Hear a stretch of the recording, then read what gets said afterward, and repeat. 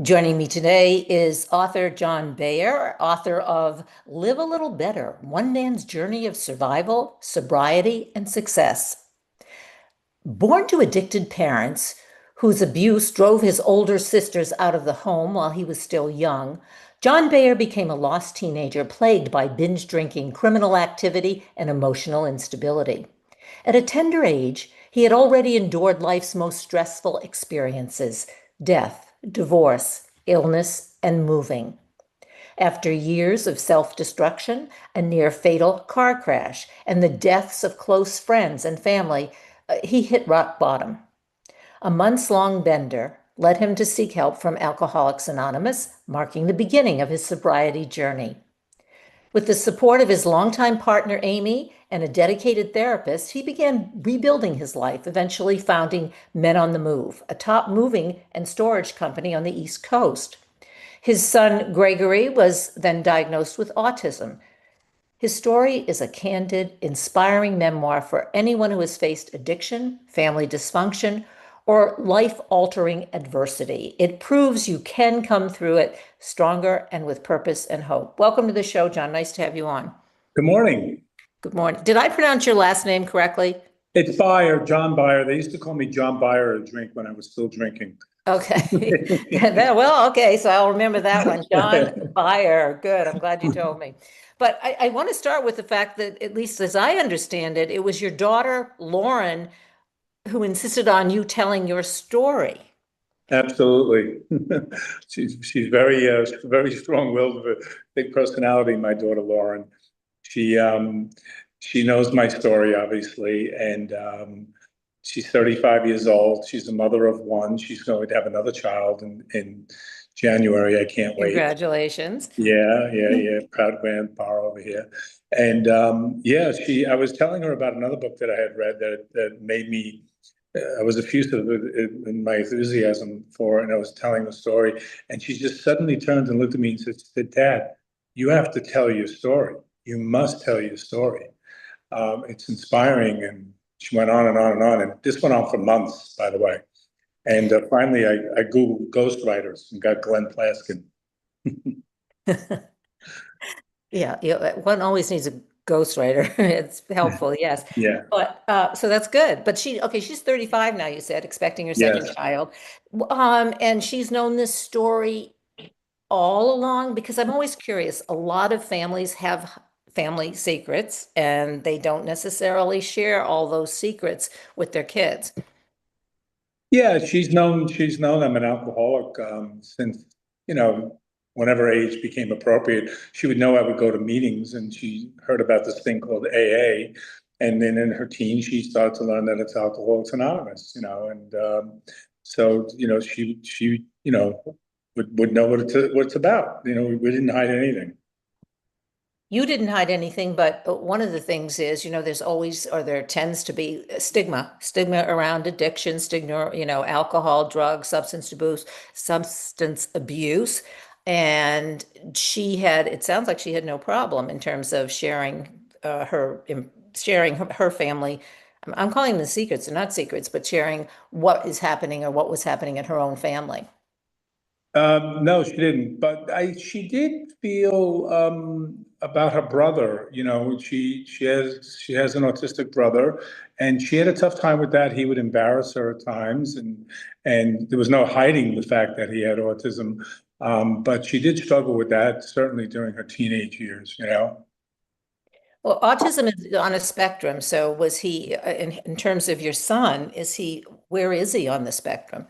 Gregory is a real textbook medium case. There are checklists about, for autism, do they do this behavior, do they that behavior? His very limited language. He presents very typical. He's a handsome kid. He really is. With all subjectivity due here. Well, we'll see I don't know about that, but But he is, and he's endearing. But if you try to interact with him after a couple of sentences attempts, you'll know that he's got an issue, and it's language based, and he is OCD, and he's he has autism. He's full-blown, typical textbook autistic person. As a father, and as I read in the beginning, and just that short synopsis about your book or about your memoir, how much, because of all that you've struggled with, has helped you to help your son, or to be sensitive to or empathetic, or because you're very involved as in terms of autism awareness and support for people with autism. So your own experiences, how did they come into play? Well, it's interesting. The day that my son was diagnosed, I we were walking. My wife and I were walking from the parking lot, and we were holding his hands. We were walking to the car, and the psychologist had said to us, "I see autism here." And I knew at that moment my wife, who was incredibly sharp, um, didn't quite get it, the weight of what we just heard.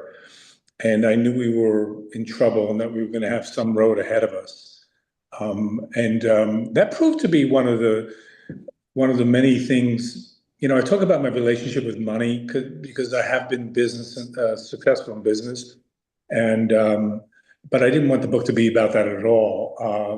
I touch on that only, but that was one of the new motivations for me to go out and be successful, because I knew that this was going to cost money, and we were going to have to give him as much attention as possible. And we were walking towards the car, and I had a voice in my head saying, "John, you're going to have to go out and make a lot of money, because this is going to be expensive, and you're going to have to do this, and you have to provide." And thank God I was sober at the time. I was sober about 5 years at the time, so I had some, real strength and people to rely on. I was well connected within my group, my AA group, and that's how I survived it. So in other words, having had your experiences helped you to be more resilient, stronger. Some people it's the opposite. It's like, oh, I've been through all of this and now I have to go through this. What am I, I can't do it. Well, life comes at us all, right? Doesn't it? Right. Life Yes, it life comes does. at us all. Yeah, and very few of us.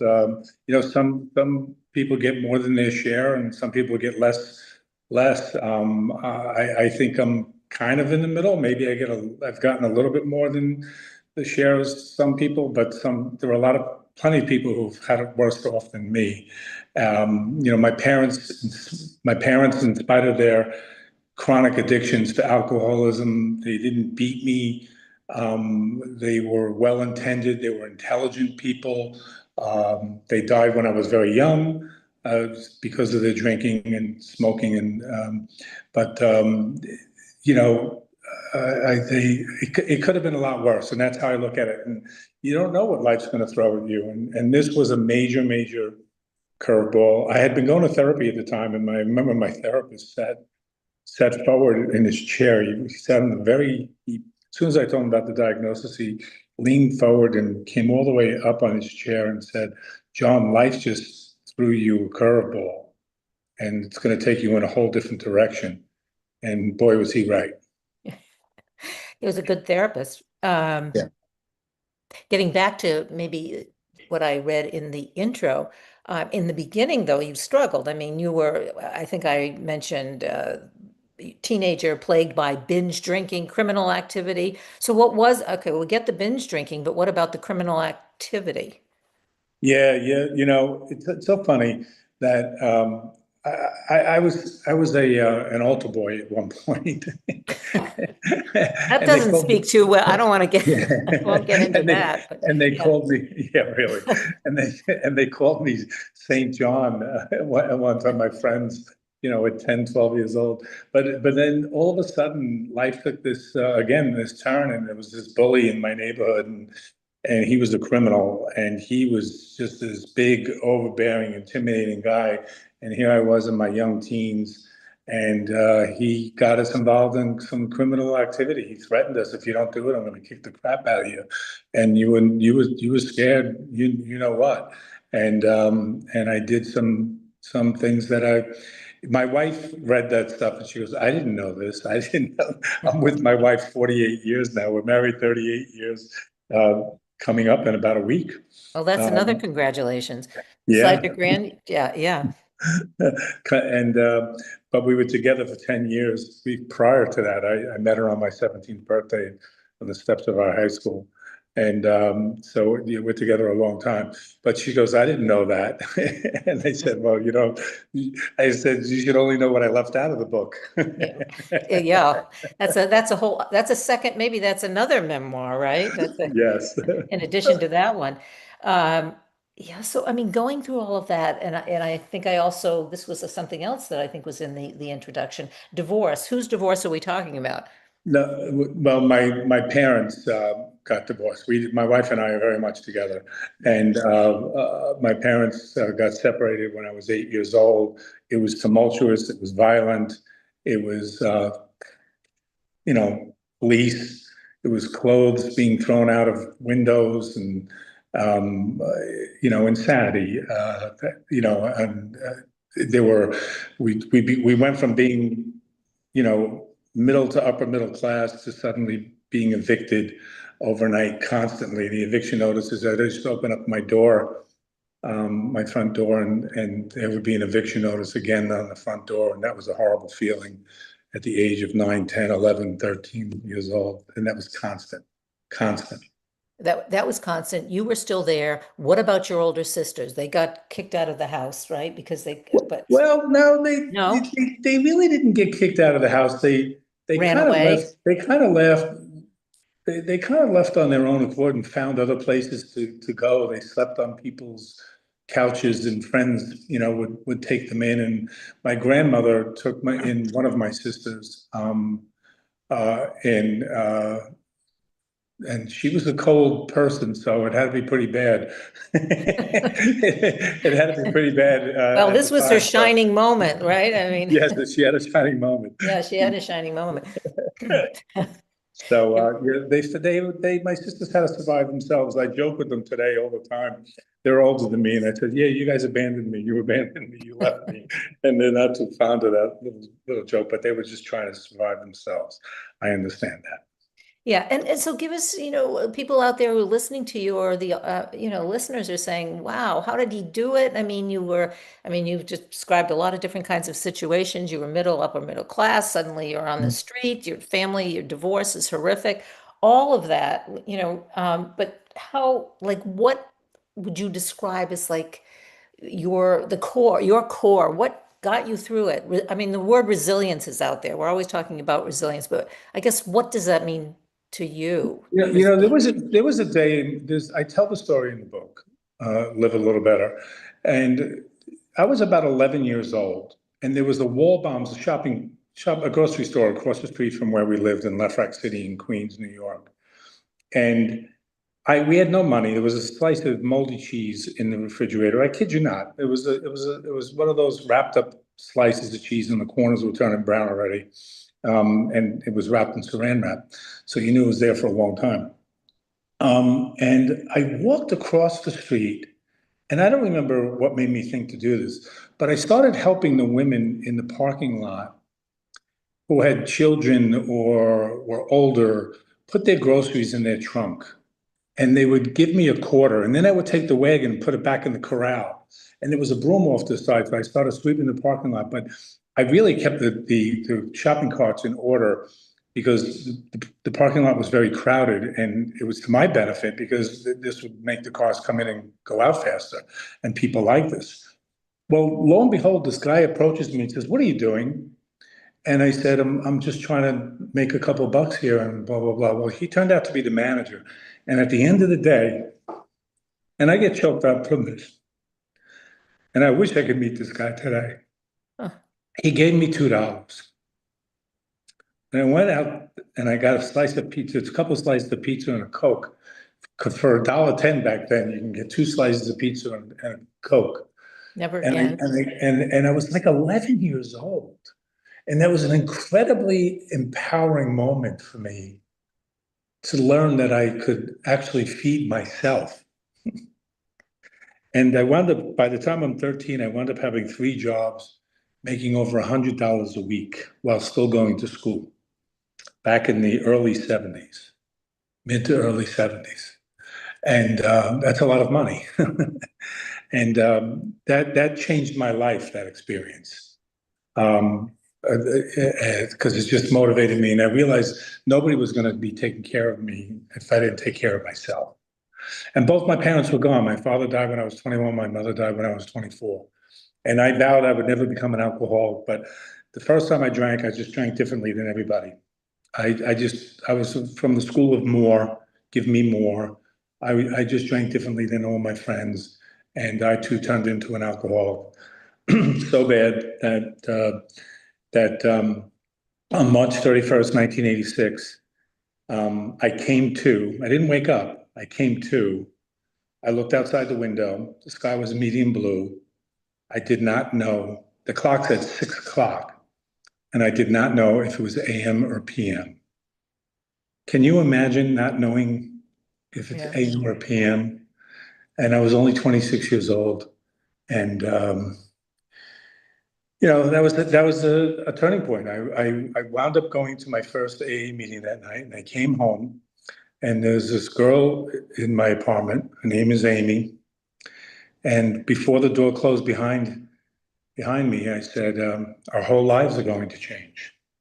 I accepted AA from day one, and I knew I was in the right place, and those people had what I wanted. I actually did not know that people didn't drink. I came from such an alcoholic environment, you So, know? I mean, that was the defining moment for you. And I Yeah. so say you had said, I'm never going to drink like my parents. But I think now, I don't know if you would, the research or whatever, it does say that maybe there's a genetic component to that too, not, the nature nurture thing, that there's something that makes you more susceptible to alcohol. They haven't really proven it yet, They haven't so proven it. they Yeah. haven't really proven it yet. So, and I look at it as it doesn't make a difference whether or not it was environmental or genetic. I've got it. I Yeah. accept it. And, it's 10:30 in the morning. I'll let you know that I was at a meeting this morning from 7 o'clock to 8 o'clock this morning already. I still go. They're my friends. They're my posse. We help each other. We coach each other through life. They're a support group, and I love the camaraderie and the fellowship. It's everything. Yeah, so what you're talking about is support, right? You have to have that Yeah. connection, that support group, and people really understand where you're coming from. You're all coming from the same place. I just kind of wanted to get back to that manager who changed your life, and you said you've never seen or you don't know who he was or who he is. Correct. Correct. Never saw him again. I just don't remember him at all. It's a long time ago. Yeah, well, maybe he'll read your memoir, depending on how old he was at the time, or maybe he's not around anymore, Yeah, I but was going to say he'd probably be in his 90s probably, but God well, bless him. Whatever happened to him, he did a good thing that day. he did a great thing that day. It was Yes, life-changing. And I that's don't right. think that people, I'm glad you told that story because I think most of us feel like, well, yeah, I do certain, I help out in my community. I do, I try to be a good citizen, but you don't realize that just that kind of a defining moment, that's just an everyday occurrence. You can change someone's life. I mean, really change their life, like what happened to you. And that's what I try to do today. That's how I want Yeah. to live my life today. I mean, I feel like I've been given so much vision, so much experience, and I just want to share it. My wife and I in the autism community, we're we've been trailblazers to a large degree in the school system and being advocates for that population. And we continue to do that. And I now, having reached some success, financial success, I want to teach financial literacy to people who don't, understand money and the function of money, because that's important. Yeah. Well, yeah, so we've gone full circle. We are back to the finances. In the Yeah, beginning, you said, no, it's not going to be about finances, but it always is also about finances. money matters. Money matters, exactly. Okay, so that kind of brings me to, because we don't have that much time left, but the Men on the Move. What is Men on the Move? Men on the Move is we win Best of Long Island almost every year. It's a top-rated moving company on Long Island, and I met a guy in a bar my friend John Tarko, I write about him in the book. He inspired me to get my own truck and start my business, and that's what I did. And it's a moving and storage company, and we've done well buying and selling self-storage facilities, and that's how we've become very successful. So, and we're still doing it. We're still doing it. Still going at it. Yeah, I would imagine it's a tough business, lots of competition. Oh yeah, Yeah. it is a very tough business. It's labor centric. You're dealing with emotional time for people. It's stressful. People don't want to spend money. They want to spend money on a new rug. They don't want to spend a couple $1,000s on moving. They'd rather buy that new rug and window treatments, and pay the mover. So John, how do you I guess I don't market yourself so that you're special, you're different. I mean, you're a number one. As far as moving is concerned, we have quite a reputation already because people just know the name and the brand, and they know that we just when we wake up in the morning, we get out of bed. We're just well-intended people who put one foot in front of the other and just want to make an honest living doing what we're doing. And at this stage of the game, I'm 65 years old right now. My daughter talking me into writing this book. I do that, and I create music now. I have a website, johnbeyermusic.com. You can always reach me at johnbeyermusic@gmail.com. If anybody ever wants to interact or talk with me, or I'll call them. And You're a you can always, singer-songwriter? I'm a singer-songwriter. I wrote a song called Powerless. It has the most streams of every song in our catalog. And when we have 2 million streams over 5 or 6 songs, I have a collaborator. That's why I keep saying we. His name is Benjamin Hay. And I'm about to go into the studio right now to sing another song about alcohol drinking. Not all the music is about that. It's really very diverse music. It's Broadway songs. I wrote a hip hop song about gun violence. My collaborator had to sing it because it wasn't appropriate for me to sing it. So I wrote a song called Love You More, and my daughter begins the song by whispering, I love you. And I start out by saying, my response is, no, my dear, let me make it clear. I love you more. And Oh, then that, the song begins. And so I hope that people would enjoy that music and feel inspired by that as well. And that's just fun. I'm doing that for fun. well, maybe this is my last question. I'm not sure, but okay, you said, how old are you? I'm 65. So you're 65 and you're doing all of this. So I don't know if well, you've shared your story and you have your book, your memoir, but is there anything else you'd like to tell this aging population that we're a part of? 65 Yeah. plus? Yeah. Yeah. I mean, there's an expression, a French term called raison d'être, and it means have a reason to exist. I'm releasing 3 more songs by the end of the year. I'm releasing my new grandchild, or my daughter is releasing my new grandchild at the beginning of the Yes, not year. you. And every day, and I still go to 3 to 5 meetings a week, because I still hear something that benefits me, and I hope that I'm saying something that benefits other people, and that turns out. I don't want to give the end of the story away, the end of the book away, but that turns out to be the most important freaking thing in life. Pardon my language Yeah, go there. ahead.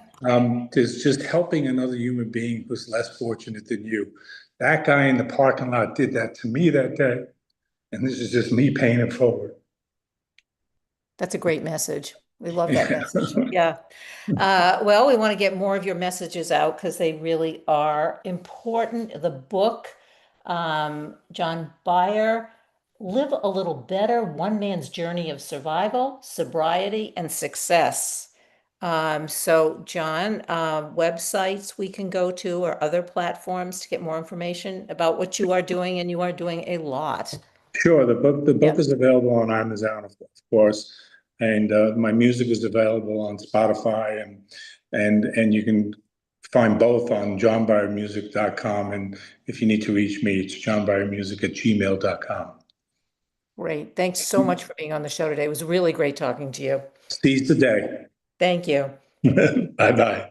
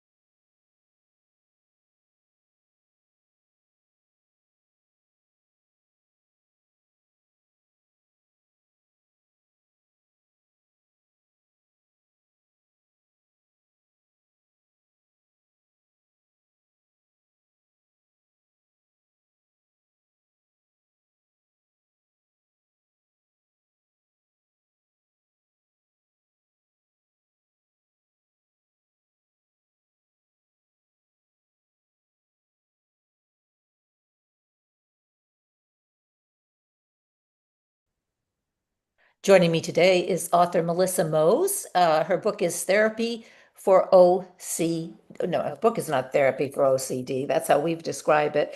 Internal Family Systems Therapy for OCD, A Clinician's Guide. That's the title of Melissa Mose's new book. And it is therapy for OCD. While many with obsessive compulsive disorder find partial remission with standard treatment, others struggle to fully overcome symptoms or find significant relief. Studies show that 60 to 80% of those with OCD who engage in standard treatment experience a 35% reduction in symptoms at a minimum. This leaves significant room for improvement and is one reason Melissa Mose has developed an innovative clinical approach that holds promise for even the most treatment-resistant forms of OCD. She's a licensed marriage and family therapist with a private practice in LA. Her experience as a parent of a child with OCD has led her to specialize in treatment of individuals with OCD and their families. Mose is an international speaker and educator on OCD and its treatment and is president of the board of directors of OCD Southern California. Welcome to the show, Melissa. Thank you. Thanks for having me. Nice to have you on today. Okay, we're going to start with what is OCD, first of all, because we need a definition. Not everybody knows exactly, and as you've described in your book. There are a lot of myths about what OCD really is. So give us a definition in simple terms, not for professionals, but for a general audience. Okay, OCD and I'll emphasize the D part, right? It's obsessive compulsive disorder, and not just I'm obsessing. When there are the presence of obsessions, which are obsessional thoughts or doubts mostly, about kind of specific areas, and they feel intrusive and they don't feel like me, right? So it's not just general anxiety about my taxes, right? Which is, in alignment with life. But it's intrusive thoughts that make me doubt whether or not I did something I just did. And then also the presence of compulsions. And sometimes people think that you can have just the obsessional part, but really there are always compulsions. And by compulsion, I mean something that you feel compelled to do, even if it's a thought. So it might be that I rethink that with a different ending, or I replace that thought with a good thought.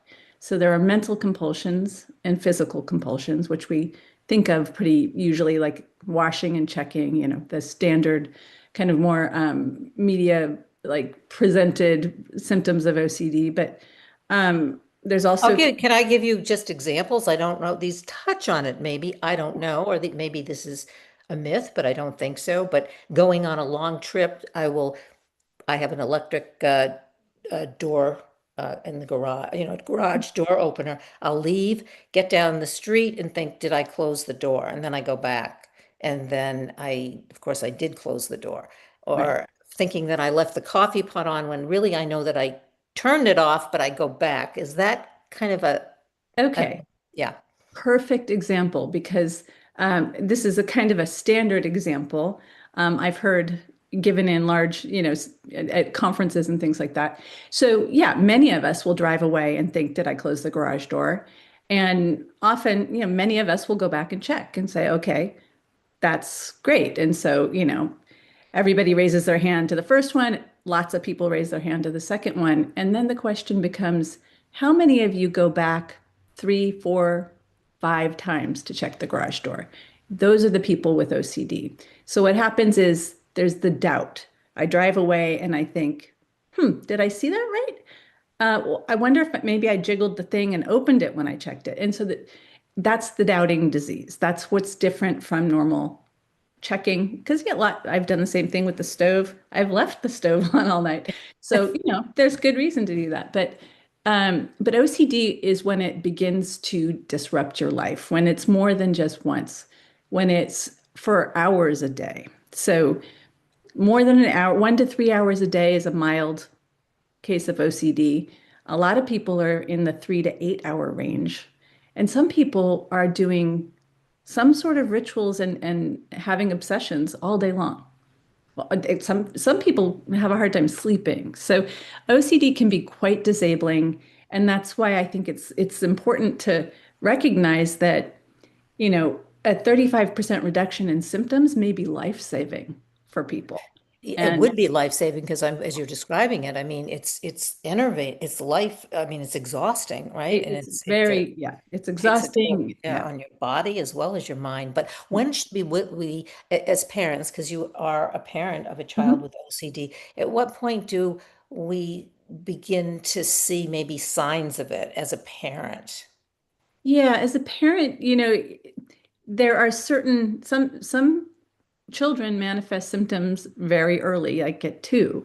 I get lots of phone calls about 11-year-olds.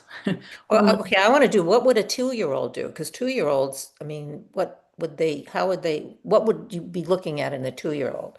Yeah, it a lot of times will surface as a sensory thing, which makes it confusing, right? Because it's like the socks can't go on right, the shoes that don't feel right, they get taken off, or they have to get, put on in a certain way, or things can't touch.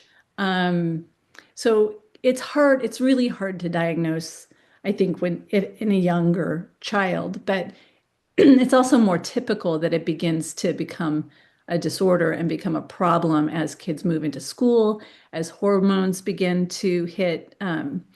Definitely see an ebb and flow in OCD symptoms with people's cycles.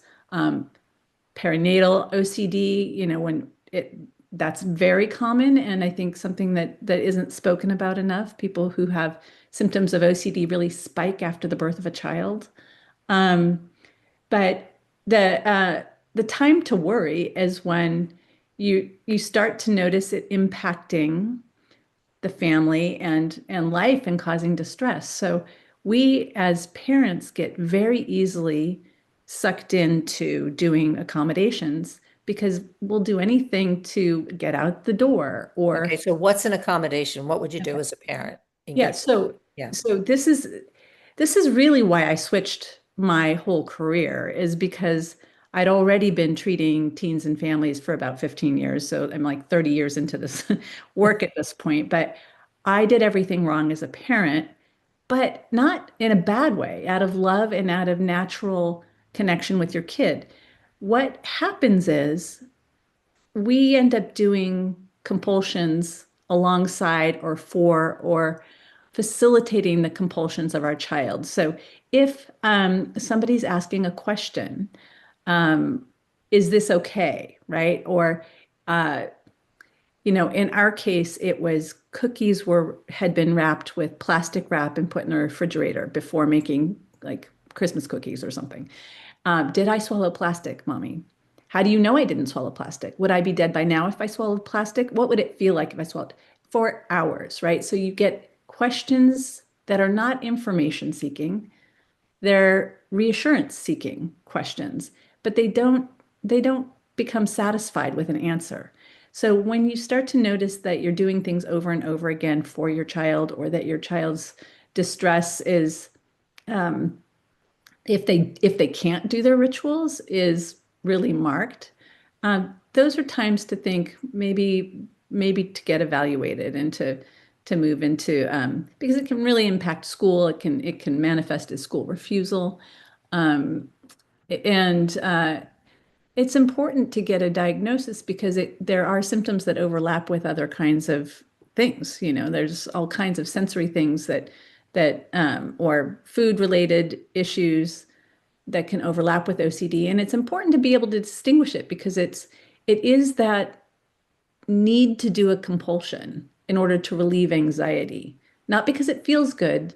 People don't like compulsions, but because it relieves the distress. It has to be done, and nothing will go right until it is done. Yeah. That kind of So quality. as you're describing it, one can, as listening to you, you can understand the impact that would have on a family or a family system, parents, Absolutely. Yeah. yeah, other children in the family. But and I read this in the beginning, I guess in the intro, is that the treatment now, it only works 35% of the time. That's kind of, Well, let's sort of contextualize that because yeah. most people, like 60 to 80%, will get a 35% reduction in symptoms. And as I said, that's huge, right? So, for therapists, and I always say, if you really want to move the dial, we do exposure and response prevention, which is the gold standard.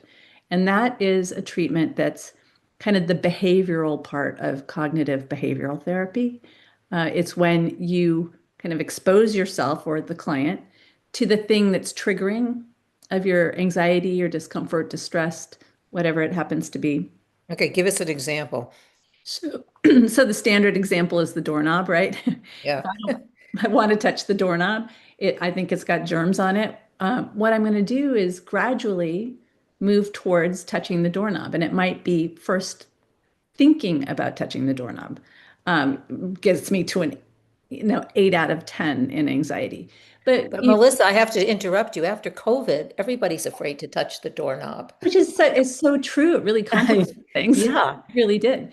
And we had to really be mindful and careful about how we did exposure therapy, right? Because normally we would say, touch the doorknob, don't wash your hands, eat the cookie. Yeah. And Right.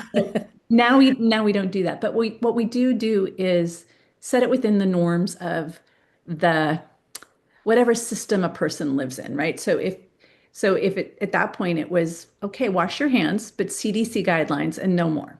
So don't do CDC 20-second wash for 5 times or until you finish singing that song. Just do what anybody else would do. and then sit with the anxiety of not being able to do it however many times more you want to do it, right? So the RP is the ritual prevention piece. So what we've learned, and for a long time, OCD was considered untreatable, even by like the Freuds of the world. People just didn't get better until they discovered that doing exposure therapy along with ritual prevention made a big difference. So it wasn't just habituation, excuse me, that, we know our nervous system settles down eventually, right? You walk in a room that smells like whatever was cooking, and you don't notice it after a while, or a dark room, your eyes adjust. So you cold pool, eventually your system, your nervous system regulates. Yeah, we adapt. Right, we adapt. And so what we want to help people experience with the ritual prevention is it's not the ritual that's making you feel better. You're going to feel better anyway if you can just sort of sit and experience what's happening and allow it to settle on its own. You'll learn something new. You'll have an expectancy violation. And that's really, really effective. And sort of the corollary to the 35% is that a larger or a smaller percentage of people, so rather than like 60 to 80%, sort of in the 40 to 50, 60, depending on the study that you're looking at, a chunk of people will get about 75% reduction in their symptoms. So it's a very effective method of working with OCD, and I don't want to discount it in any way. I just do know also there's a big shortage of ERP trained therapists out there. So there are a lot of people out there really suffering with OCD who aren't getting help. And even in the best of circumstances with a client who's fully engaged, a therapist who's really skilled, and a really good clinical relationship, only about 20% people get full remission over a lifetime. And so I was looking at it just because I had the first half of my career doing other kinds of therapy, and internal family systems is a very powerful, very experiential form of therapy. I began to sort of weave it into my work, and it adds the relational component that I think is a big key to getting the rest of this all sorted out, because like 75% better isn't great. I mean, it's great, but it's, there's room for more. Yeah, there's room for more. Yeah. 25. Yeah, yeah, exactly. How, I want to kind of bring your personal story into it too. How does that impact your personal experience with your own child? Well, my daughter got better very quickly in ERP, and she had I hesitate to throw more terminology out there, but it was a sudden onset form of OCD. And so she went into an intensive outpatient program and got better really quickly. So it was very, very powerful and very good. And What about, I'm going to stop you there, because when you say sudden onset, which is different than a gradual onset, and what's the difference? I mean, does something trigger you or trigger one? yeah.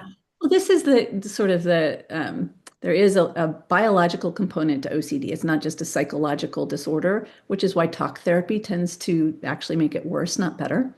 And one avenue to developing symptoms of OCD is PANDAS and PANS is what they call it now. So PANDAS is pediatric autoimmune neuropsychiatric disorder associated with strep. And PANS expands that because we've discovered now, well, many different strong immune system reactions can trigger it. So, Lyme disease and other kinds of immune system responses. And essentially, there are antibodies that cross the blood-brain barrier and attack the brain. And so the basal ganglia get triggered, and you can have a very sudden onset rise in symptoms. And Right. So there are diseases, there are lots of different physical yeah, components to this that can trigger a it's a sudden it's onset a of brain, autism. yeah, it's a brain-based disorder. So, I mean, knowing that there are other kinds of treatment, like TMS, which is transcranial magnetic stimulation, that can help because they really impact the brain. So, what we're trying to do is in any kind of treatment of OCD is rewire some of these alarm circuit pathways in the brain that sort of go off at a very low threshold and don't seem to have a done button, right? So we go to fix it, and the fix works for a short term, but then it needs to be done again. Does this And have anything to do with, or is with plasticity of the brain that we've, yeah. very much to do with plasticity. I mean, what they've seen in fMRI studies of the brain is that those circuits really do settle down after a while, and it happens through practice. And that's, it's one of the reasons IFS is a good addition to ERP because it's experiential and it is a practice of noticing parts of ourselves as they chime in. But plasticity is powerful. And so if you touch a doorknob one time, let's say, and oh, the world doesn't come to an end, you're not cured usually. You have to generalize that and repeat it because safety learning just takes practice. Danger learning can spread really quickly. And, one poison red berry can kill a whole, village. So we learn quickly things are dangerous and it sticks, but learning safety takes practice. And so ERP is designed to practice moving towards and opening up to things we previously were avoiding and learning something in that experience again and again. And that's really what exposure is. And And yeah, taking time, that's what I hear. You have to take time. It takes time and practice, is what you're saying, it takes right? time and practice. It takes Yeah. willingness, right? Because there's also a way to do this kind of in a performative, begrudging way, which is why some ERP I think doesn't work for people, is they're doing it, but they're in their head reassuring themselves that they're going to go take a shower later, right? So the willingness to go, you know what? I can feel this feeling.